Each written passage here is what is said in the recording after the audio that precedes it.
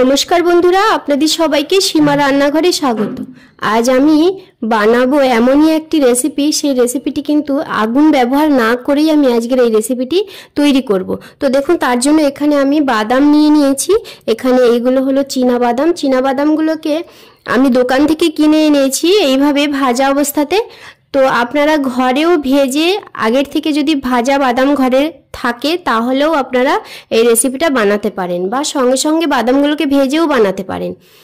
তো যদি আপনাদের হাতে খুব কম সময় থাকে তাহলে ঘরে যদি ভাজা বাদাম থাকে তাহলে সেই বাদাম দিয়েও এই রেসিপিটা বানাতে পারেন। তো রেসিপিটা হলো বাদামের ভর্তা। তার জন্য দেখুন, এখানে আমি বাদামগুলোকে এখন আমি একটা মিক্সির জারের মধ্যে নিয়ে নেব। তা আপনারা কিন্তু এই বাদামের ভর্তাটা শিলপাটাতে বেটেও করতে পারেন। তো আমি এখন এই মিক্সির জারের মধ্যে বাদামগুলোকে নিয়ে নিচ্ছি।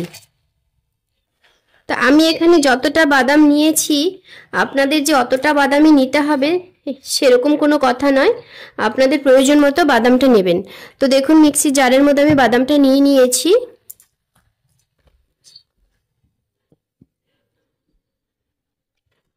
তো এর মধ্যে দিয়ে দেবো আমি ধনে পাতা। এইগুলো হলো কাঁচা ধনিয়া পাতা। তো ধনিয়া পাতাগুলো আমি দিয়ে দিচ্ছি। দিয়ে দেবো একটু নুন। নুনটা স্বাদ মতো দিতে হবে। তো এখানে আমি কোনো লঙ্কা ব্যবহার করব না, এখন লঙ্কাটা আমি পরে ব্যবহার করব। তো এখন আমি দিয়ে দেবো এর মধ্যে জল। জল ততটাই দিতে হবে যতটা বাদাম দিয়েছি আমি, বাদামের উপর দিয়ে যেন জলটা ভেসে ওঠে সেই রকম করে জলটা দিতে হবে। এই যে দেখুন, বাদামের উপর দিয়ে জলটা ভেসে উঠেছে, তো এতটা পরিমাণ জল দিতে হবে। দেখুন, আপনাদেরকে একটু বুঝিয়ে দিই জল কতটা দিতে হবে। এই যে দেখুন, বাদামের উপর দিয়ে জলটা ভেসে উঠেছে, বাদামটা কিন্তু জলের নিচে আছে। তো এইরকম অবস্থাতে এতটা জল দিলে ঠিকঠাক মাপের হবে। তো চলুন এখন আমি বাদামটাকে বেটে ফেলি। তো দেখুন, বাদামটা আমি বেটে রেডি করে নিয়েছি।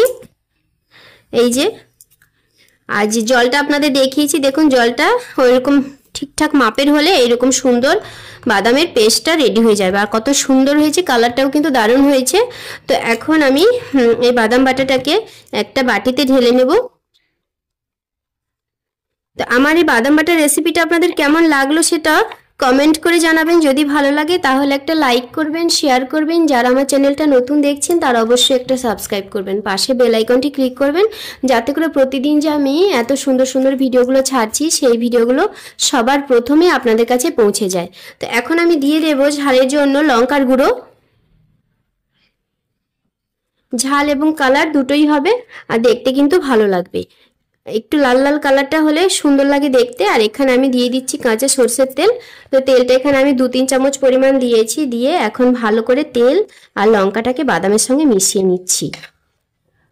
তো যদি এখানে ঝাল লঙ্কা হয় তাহলে লঙ্কাটা আপনাদের প্রয়োজন মতো দেবেন, যেরকম ঝাল পছন্দ করেন সেরকম দেবেন। তো এখানে আমি যে লঙ্কাটা ব্যবহার করেছি, এই লঙ্কার গুঁড়োটা কিন্তু খুব একটা ঝাল নেই, সেই জন্য আমি এই লঙ্কাটা এতটা ব্যবহার করেছি।